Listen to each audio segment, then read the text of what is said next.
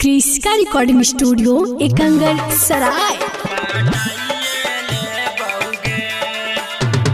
DJ Kanchan Raj Muzaffarpur.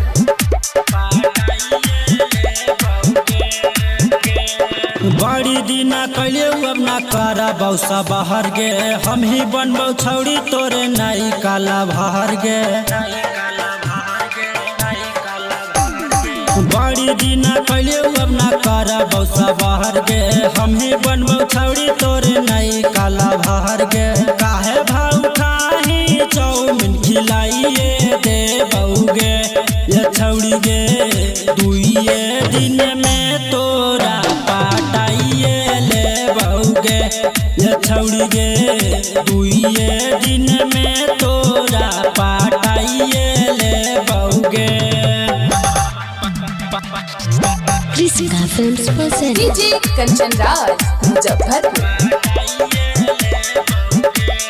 चला ही ताला गही तू बहुत बेजोड़ गे, जेता ना हो शौक हम पूरा ये देव तोड़ गे।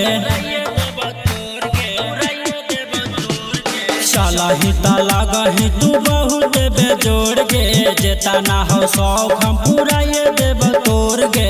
जानू सोना बाबू कह के फुसलाइए ले बउगे ये छौड़ी गे, दुइये दिन में तोरा पाटाइए ले बउगे ये छौड़ी गे, दुइये दिन में तोरा पाटाइए ले बउगे। क्रिस्का films present. DJ Kanchan Raj Muzaffarpur.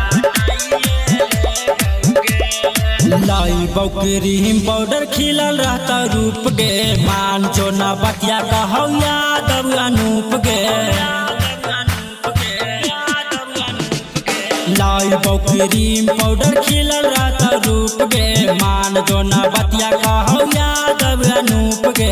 शादी जमेरू सब छौड़ी मनाइए ले बउगे ये छौड़ी गे, दुइये दिन में तोरा पाटाइए ले बउगे ये छौड़ी गे, दुइये दिन में तोरा पाटाइए ले बउगे।